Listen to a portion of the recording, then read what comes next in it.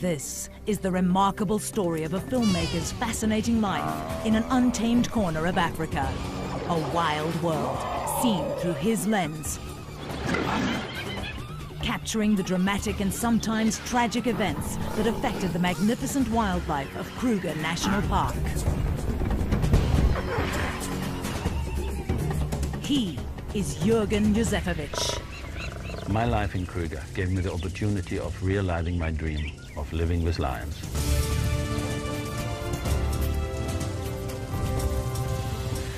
By 1998, Jürgen had produced 9 films about the wildlife of Kruger. Now, after several years, Jürgen and his wife Terina return for the first time to their old family home to retrace their footsteps and relive some of the most memorable experiences of their lives.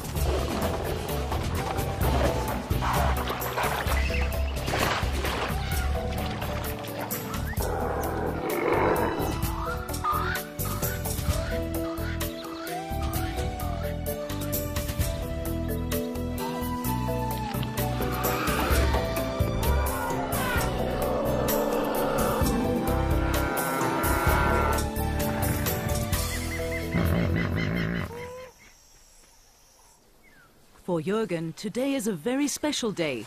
He steps out from behind the camera and meets his favorite animal face to face at the lion breeding project of Tshukudu, a private game reserve near the Kruger National Park.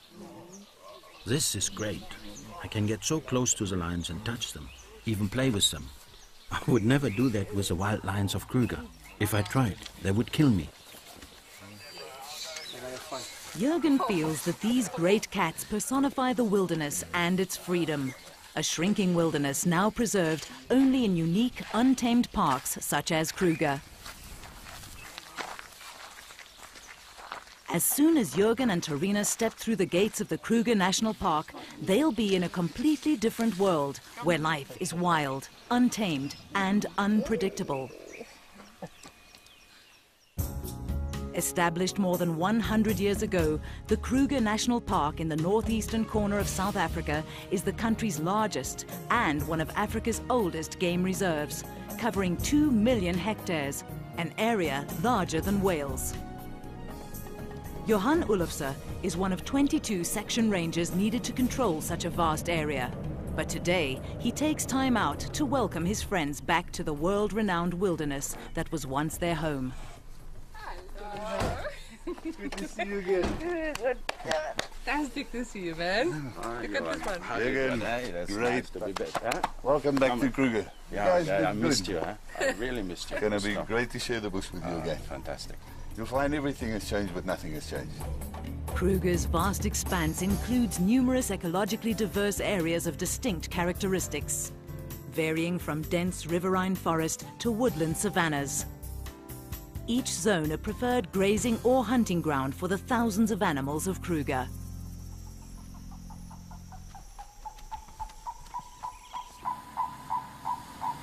During their 12 years in the park, Jürgen and Terina lived, filmed and photographed in most of these areas. The outcome, a unique collection of sequences depicting some of the most dramatic events in the lives of the animals of Kruger.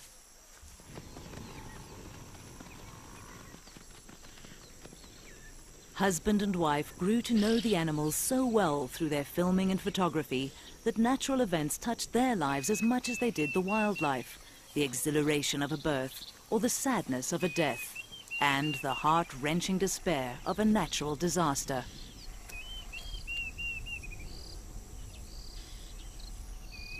To film wild animals, you have to think like them. You have to know how they will react. But at the same time, you have to survive in their environment. When you're on your own, you have to become part of nature. Living in the bush is like entering another dimension. It doesn't matter who you are out there. Here, you are the weakest species. Easy meat. Big love.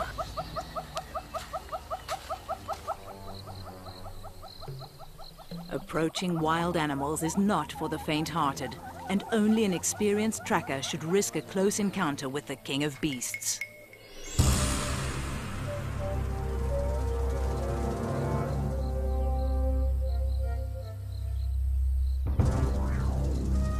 Alone, armed only with his 16mm film camera, Jürgen spent years following the animals, a silent observer, never an intruder, recording nature as he saw it.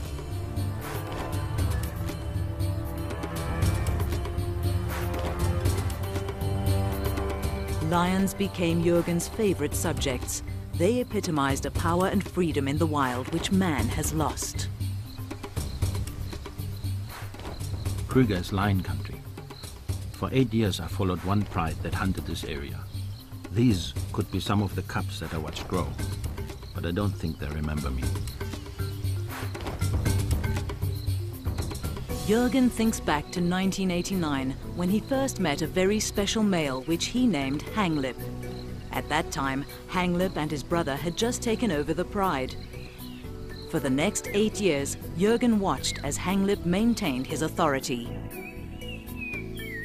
This is an incredible achievement for a lion. Research shows that most lions rule a pride for no more than 4 years before being ousted by a younger, more powerful male. When Jürgen first met Hanglip and his pride, the family group was small, with only 2 males, 4 adult females, and a few cubs. Under his reign, the pride grew steadily throughout the dry cycle that gripped Kruger Park. Hanglip was a fantastic male, confident of his power, and he accepted me. He allowed me to follow the pride when they went hunting, and I was fascinated by their strategies.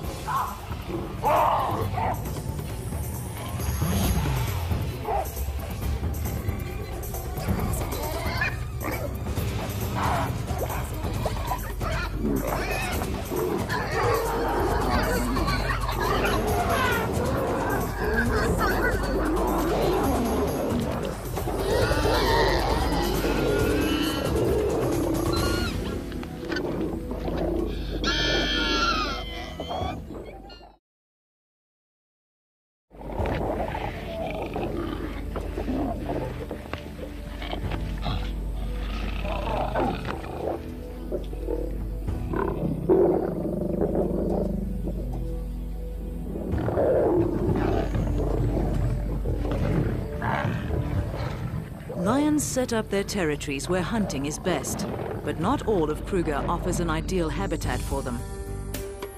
In 1986, when Jürgen and Terina arrived in Kruger, they were based in the remote northern area of Pafuri. Here there were fewer lions, but the Levuvu River proved to hold other surprises, for Jürgen as a filmmaker, as well as Terina as a mother. Being the wife of a wildlife filmmaker is a completely different life.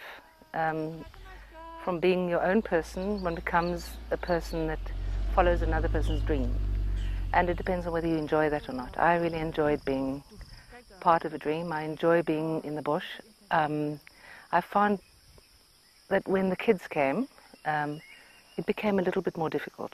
Sometimes I would take my son out filming with me. It was great. I loved having my family with me in the bush. Life was good, but these were times of change, and a frightening shadow loomed overhead. Animals is one thing. One can be scared of those. But people are different. People with AK-47s hold a totally different threat.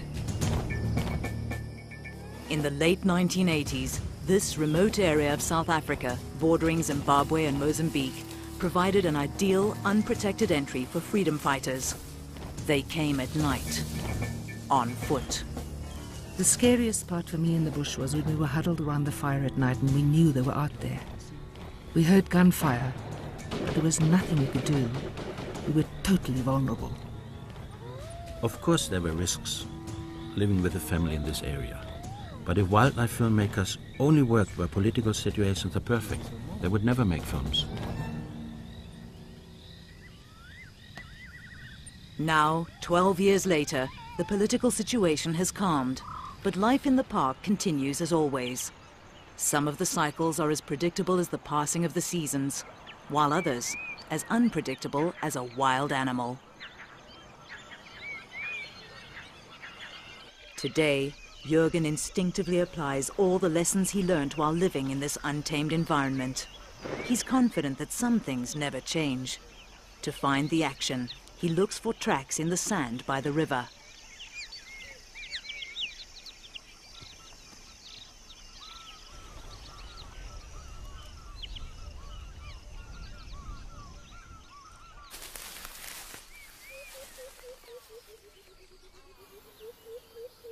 In the wild, you can never let your guard down.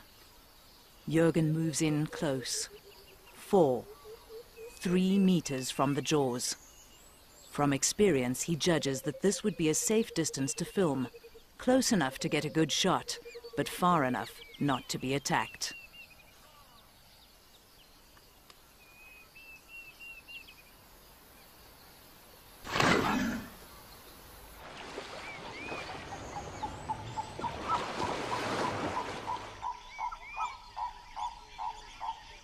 The river is full now, but back in '88 it was a different story. The river had stopped flowing and the animals had to come down to drink at the last remaining puddles. Here I could film some exceptional behavior.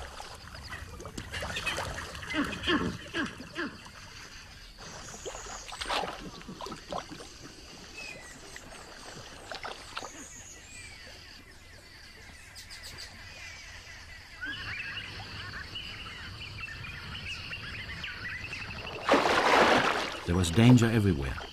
The animals had to come to the water. They had to take the risk. One in particular seemed to epitomize the struggle for life.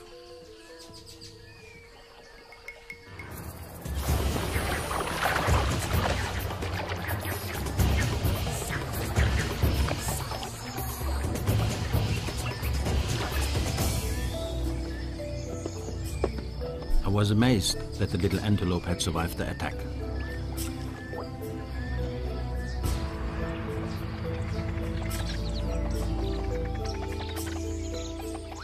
The next day, I was surprised to see it back again. It was desperate for water.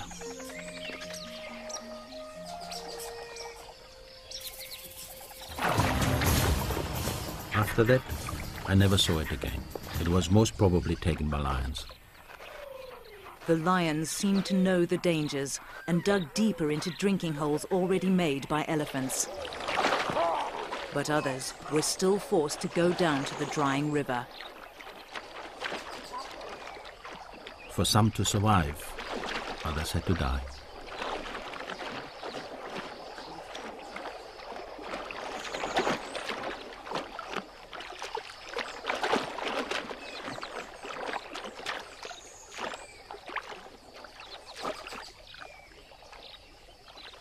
There were so many crocodiles crowded in the small pool.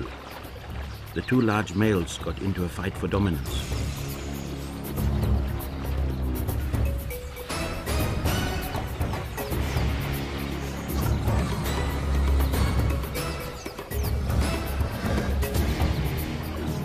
It was like watching the clash of the titans, a battle to the death.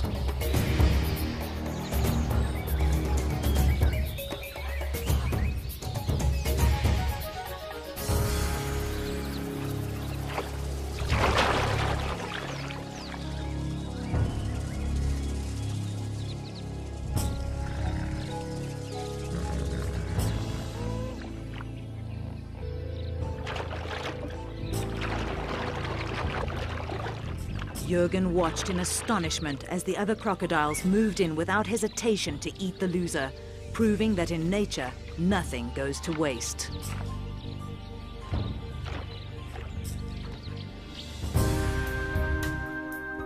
After 2 years in Pafuri, Jürgen had captured the unique beauty and stark reality of this region. The resulting film helped to save the area from being exploited for coal mining. With his first film in the can, it was time to move on, further south, to a different part of Kruger. In 1988, Jürgen and his family moved to Skukuza, where the children started school. His favorite spot in this area was Chokwane, an area of open plains and woodland savanna, lion country. And this was where he met his favorite lion, Hanglip. This was Hanglip's hunting ground. Here I joined him and his pride in the never-ending search for prey. Jürgen started to film these lions at the time when Hanglip and his brother first took over the Chiloweni pride. Hanglip was the stronger of the two males, but together they formed a formidable partnership that kept rivals at bay.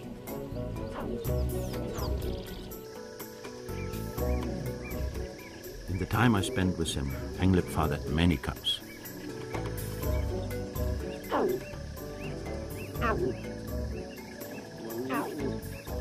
Despite the years of drought, Hanglip's cubs continued to flourish, growing healthy and strong. Lions can subsist for long periods of time without drinking by using the moisture present in their prey. And prey was plentiful.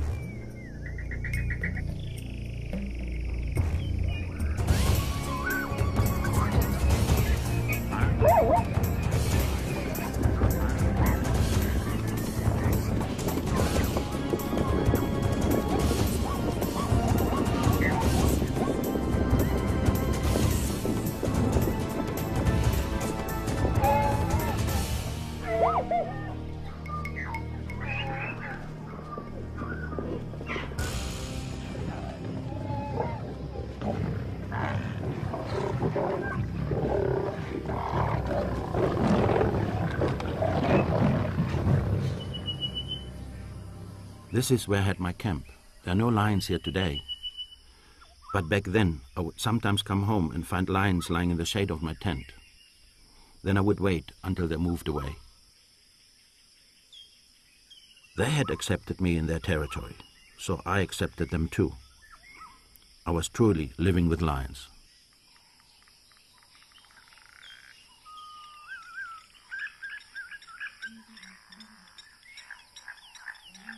I had Hanglip and his family's whole history in my camera.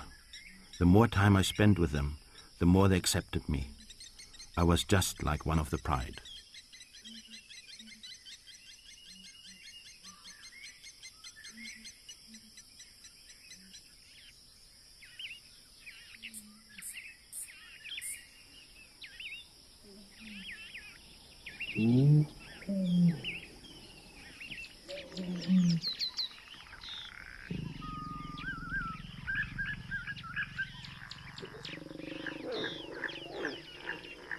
A unique opportunity presented itself when Hanglip mated with one of his females.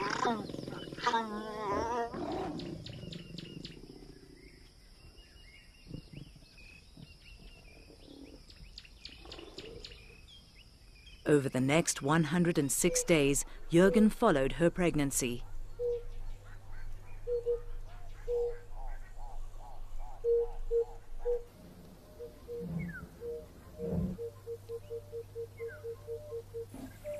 One day, she did not join the rest of the pride when they left to go hunting. I knew her time was near. Later that day, she moved into a dense patch of reeds. It was exciting for Jürgen, but at the same time frustrating. He could not see the birth. All he could do was record the sounds. Jürgen desperately wanted to see the cubs, but he knew that if he got too close, the mother would kill him. Jürgen waited at the den for 4 long days.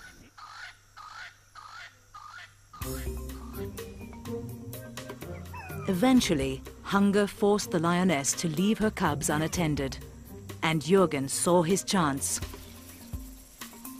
I crawled into the den with my camera, and I said to myself, Jürgen, if she comes back now, you're dead. But I had to go in. I felt like they were a part of my own family.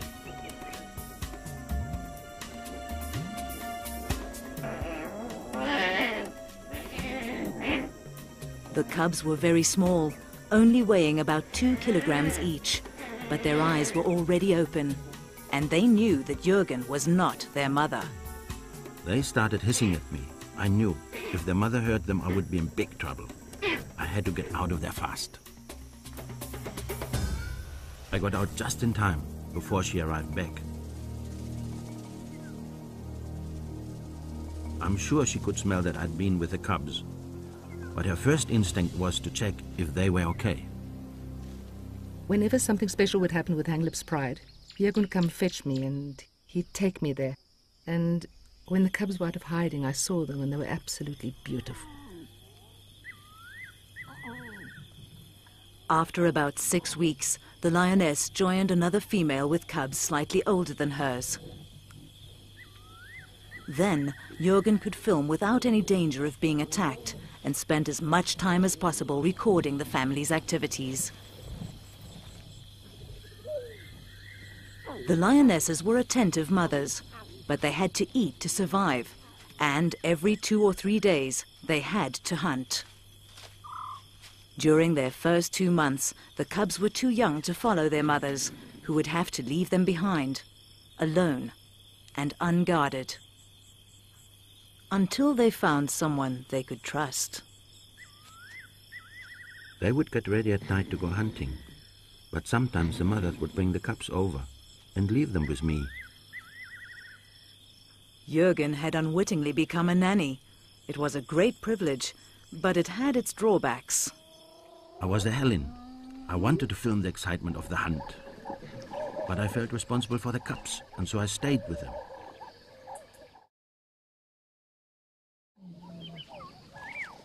But the next morning, when the mothers returned, it was like a family reunion.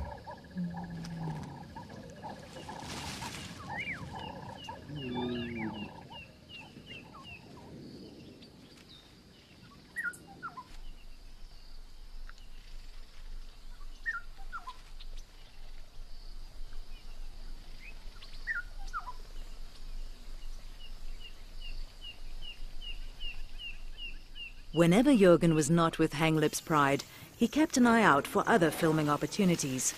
He sometimes followed other lions and the animals that shared their territory.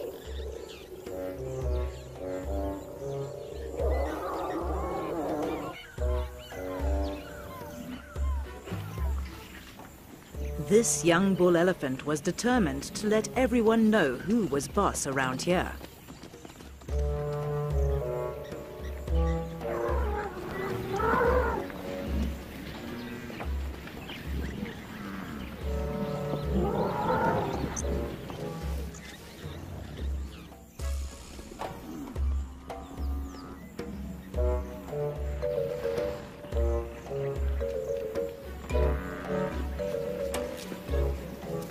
He seemed irritated with everyone, even Jürgen. The elephant came from behind a small tree and mock charged me. He had nothing against me personally. He was just telling me to go away. I realized then that I was parked under his favorite tree. Incidents like this one, which he filmed in 1991, deepened Jürgen's understanding of the animals and their behavior. They are invaluable lessons which he has never forgotten, and ones that he must use again every time he returns to the bush. Useful skills if he is to come face to face with one of Africa's big five. I believe animals are just like us, just another tribe. To understand them, we have to learn their language. Over the years alone with them in the bush, they have taught me when I should back off and when I can stay.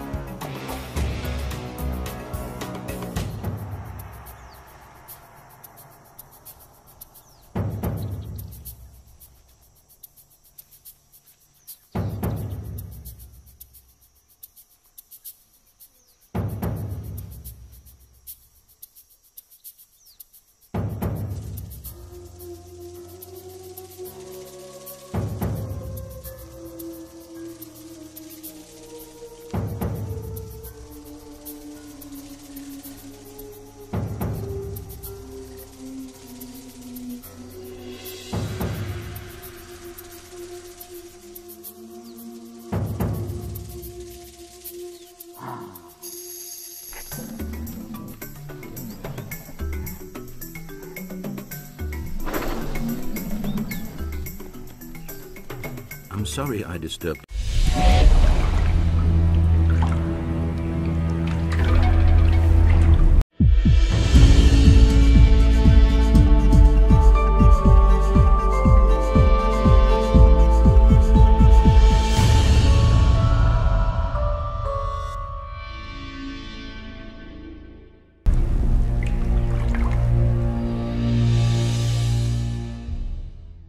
This midday sleep, but I love this, just like the old days. As Jürgen learned to understand the wild animals of Kruger, he became familiar with the park's annual cycles. His quest to record one of the most interesting stories took him into the Mopani Belt, a vast area of scrubland covered mainly by one kind of tree, the Mopani. This hardy tree adapts easily to the harsh conditions of the area and is central to the lives of many of the inhabitants of Kruger.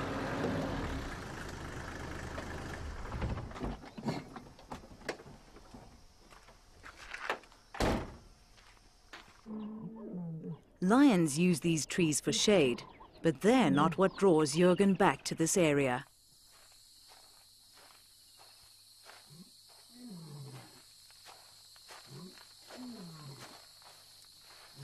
Without hesitation, he homes in on exactly what he's looking for, perfectly camouflaged among the leaves, a Mopani moth, an insect whose entire life cycle is centered around this tree. Can you see how worn her wings are? That means she has finished laying her eggs. She'll die soon. It's not only the big animals that make up the wonders of Kruger. Insects are equally important here. I wanted to record their lives too. Jürgen's unique footage revealed an amazing life cycle never before seen on film. The adult moth has no feeding organs. Her entire purpose is to mate and then lay about 200 eggs. Her life lasts no longer than 3 days. Tiny caterpillars hatch between 3 and 4 weeks later. They only need to crawl a short distance to find their food source, Mopani leaves. The brightly colored caterpillar is a feeding machine, growing rapidly to a length of up to 13 centimeters. Its skin does not stretch with its expanding body. The caterpillar needs to molt 6 times before it reaches full size. By this stage, the caterpillar becomes one of the richest sources of protein for animals and birds. After 6 weeks of blissful overindulgence, the caterpillar leaves the tree and finds a soft, sandy spot in the soil near the base of the Mopani. It burrows down into the sand, where it hollows out a cell and gradually turns into a pupa. Here it will lie as it goes through its dramatic transformation. No one could tell me exactly when the moth would come out, so I had to be there every night to make sure I didn't miss it. But I wasn't alone out there.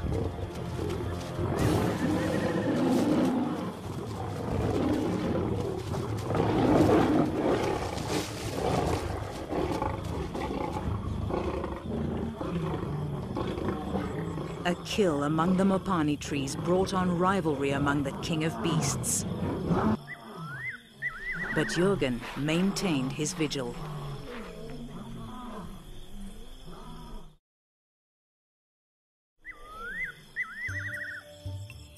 After almost 6 months, the newly formed moths emerged, and Jürgen was ready to record the event. Now that I'd seen the whole cycle, I was amazed at the ability of this one insect to transform itself.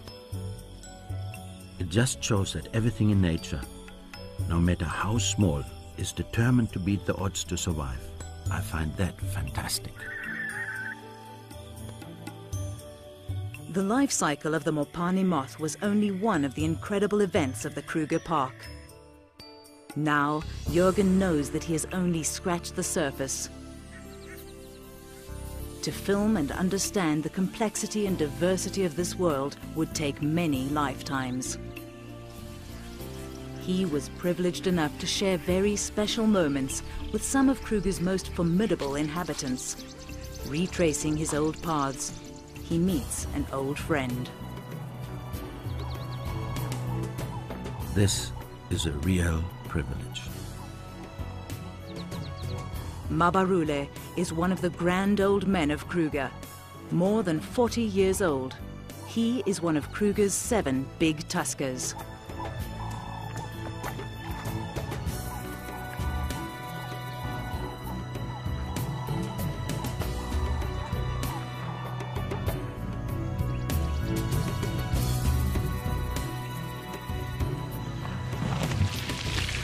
Mabarule is here to cool off. In summer, temperatures often reach a baking 40 degrees Celsius. I'm not used to this heat anymore. I need to cool off as well.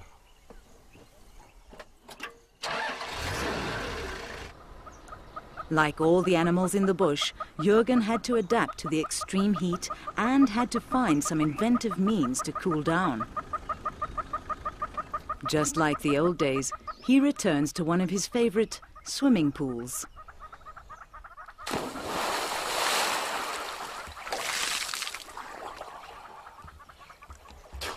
I almost landed in trouble in '92. I was taking a swim when a huge head suddenly appeared over the top of the reservoir.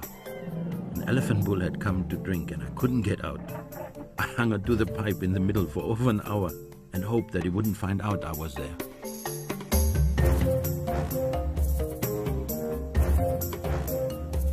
During the driest months, the man-made dams of Kruger become the lifeline for many of the animals. Shiloweni is one of the biggest.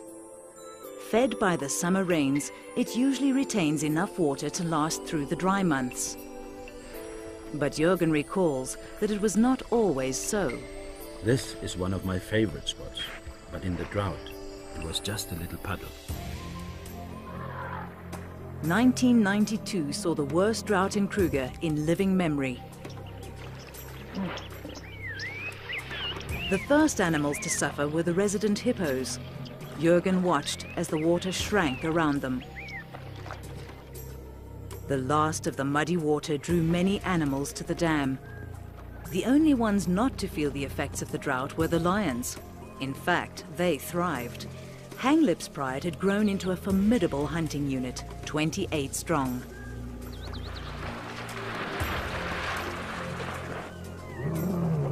They needed to hunt every day to keep the pride well fed. During this period, they literally lived around the dam, waiting for an opportunity to strike.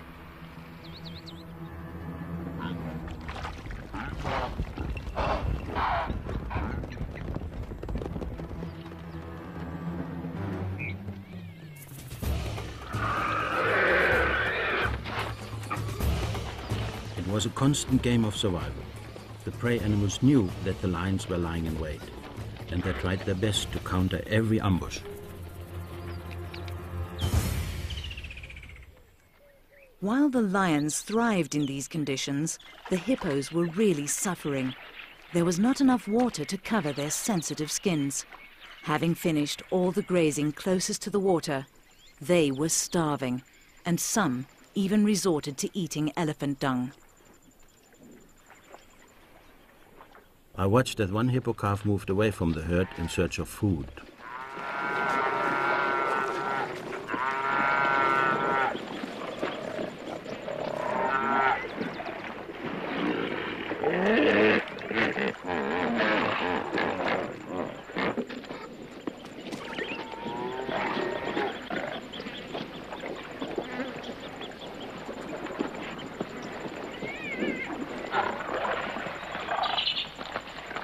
The reaction of the hippos was incredible.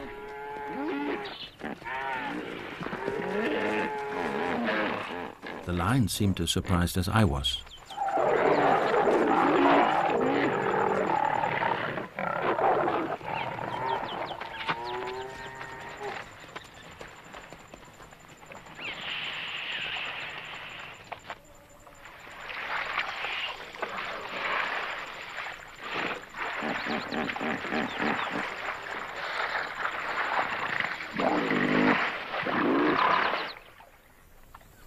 Tolerance levels diminished, all fighting for the last remaining drops of water.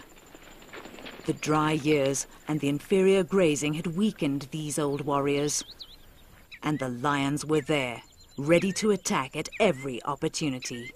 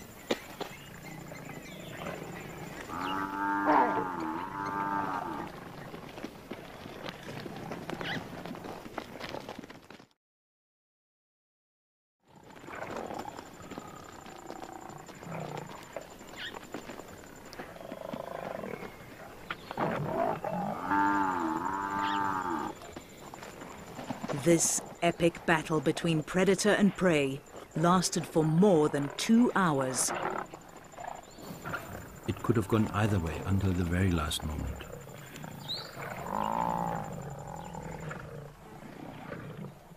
I felt sorry for the buffalo.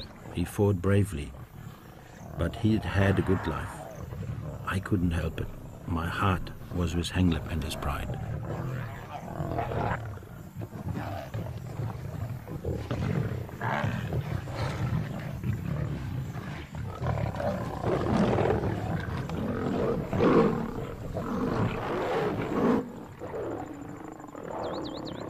I was always amazed by Hanglip's power, but the battle with the old bull took its toll.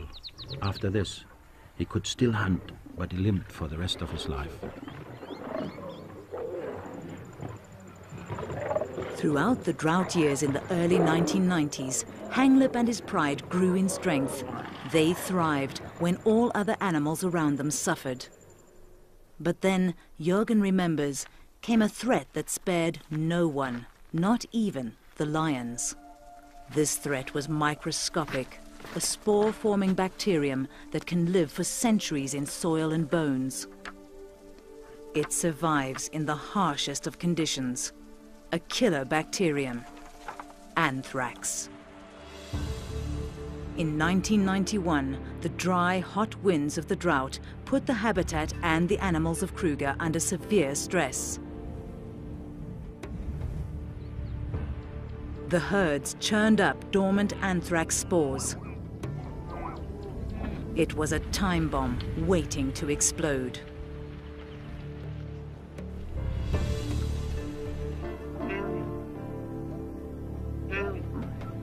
The anthrax infected the weakened animals, entering their bodies through wounds and scratches in their mouths caused by feeding on the tough, dried-out vegetation.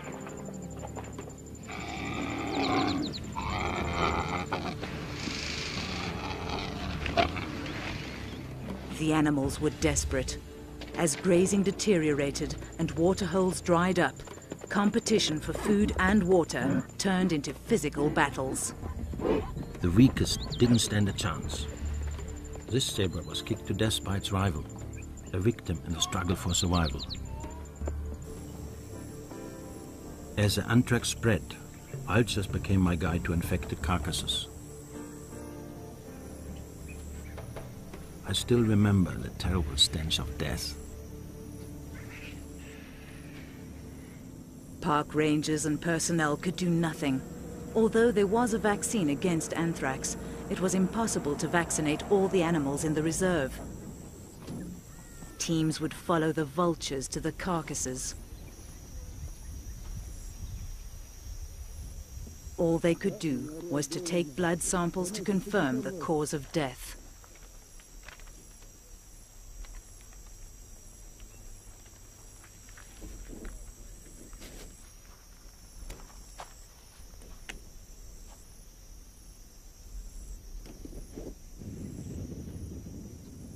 The disease was spreading quickly.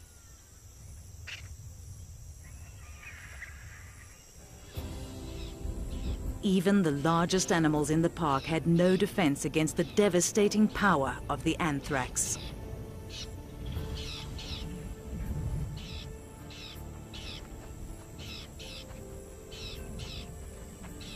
With vaccination out of the question, the park officials burnt all the carcasses they could find to curb the spread of the disease.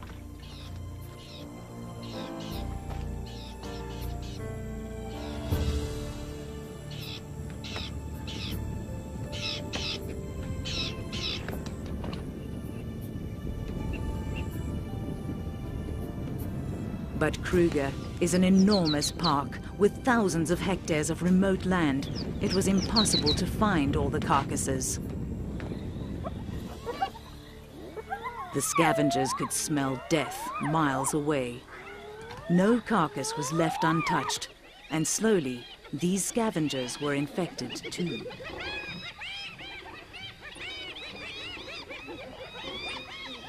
The anthrax bacterium does not die with the animal. The meat remains infected, sure to infect all those who eat it.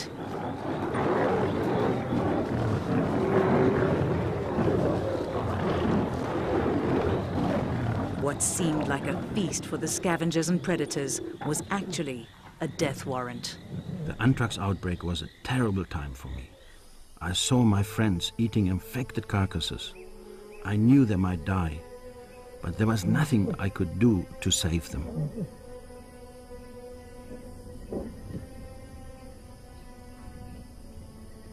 As the disease developed in the animals, the swelling of their mouths, heads and throats made it more and more difficult for them to breathe. Scratch marks in the ground bore silent witness to the animals' desperate struggle for air during the last moments of life. I had seen my lions at their peak, at the top of the food chain, but over 2 seasons everything just seemed to fall apart. Those that were found were put out of their misery by the rangers.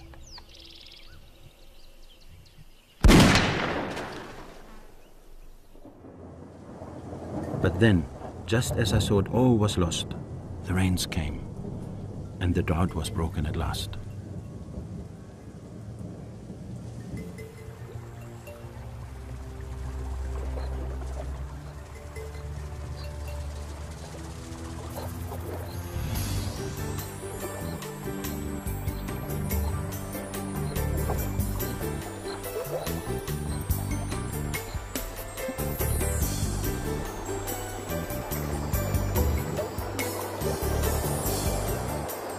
Floodwaters, the only force that has the power to stop anthrax, washed the spores downstream and into the sea, where the salt water eventually destroyed the bacteria.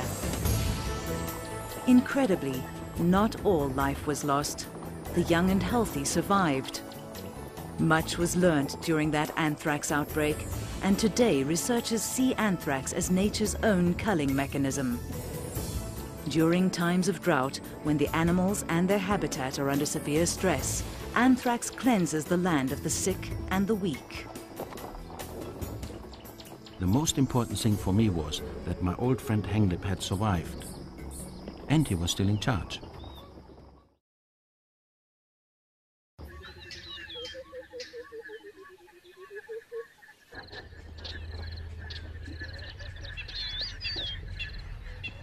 After 10 years of drought, Kruger now started a time of good rains and rebirth. This time of well-being continues even today during Jürgen and Tarina's visit, and the best way to see how well Kruger is doing is from the air.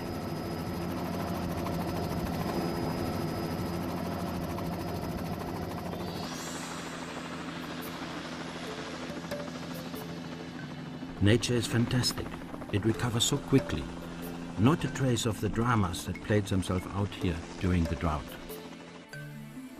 The river is full now.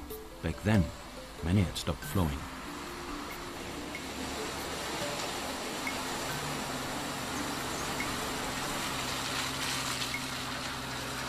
Good rains mean that there's plenty of grazing, and the impala population flourishes. People don't take much notice of impalas because there are so many of them, but they are amazing animals, perfectly adapted to their world. During his 12 years in Kruger, Jürgen was determined to film an impala birth. After many failed attempts, he finally succeeded in following a heavily pregnant female as she distanced herself from the herd.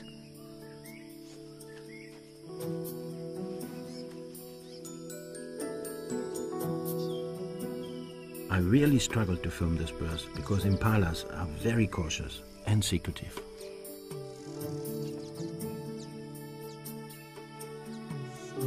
While I filmed, it reminded me of the birth of my children. Life is the same for all of us. Impala ewes give birth just after the first rains, but if the rains are late, some people believe that they're able to delay birth for up to a month. This could give their lambs a better chance of survival.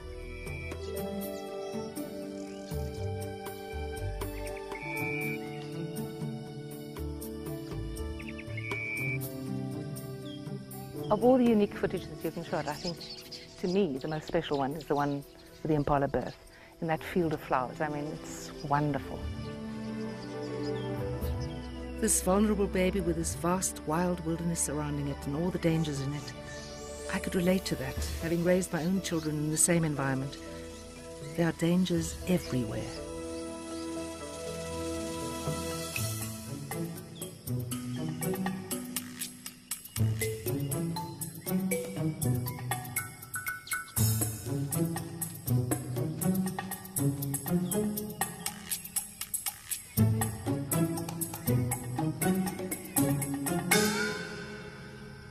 That spring was a very prolific time for most of the animals of Kruger.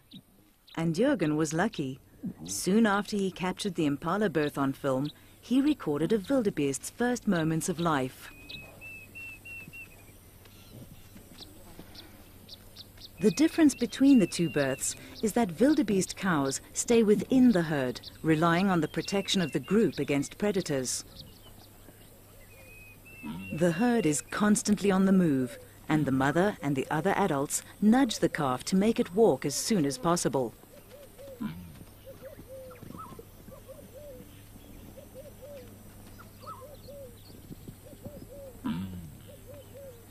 After only 5 minutes, it is ready to move with the herd. Jürgen and Torina relive fond memories, but their visit to Kruger has almost come to an end. Once again, they meet up with Johan. Hey Jürgen, how are you doing today? All right, man. Hi Torina. Have you seen the lion? Yes, I did. Nice flight of 12 through the river, 2 k's up the track. Oh, thanks a lot, man. Good, enjoy that. Hi Torina. Enjoy.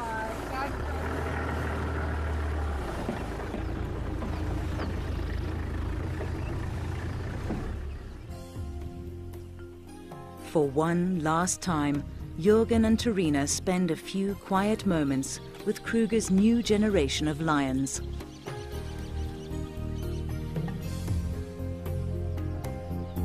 These seem as healthy as the pride they once knew. The pride led by Hanglip, a fighter, a survivor. We grew old together here, like 2 old lions. My old friend has gone now. I will never forget him. He survived through drought, injury, and anthrax. I don't know how he died, but I do know that he lived like a true king. I hope his last battle was a good one.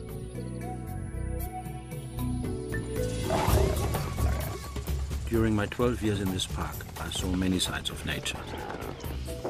I saw royal battles, and I saw death in all its forms. But I also saw how wonderful life can be.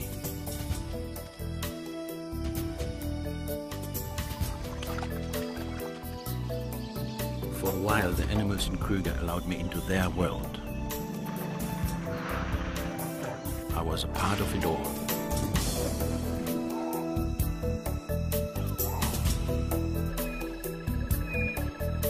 I will always be thankful for the opportunity that I had to live my dream.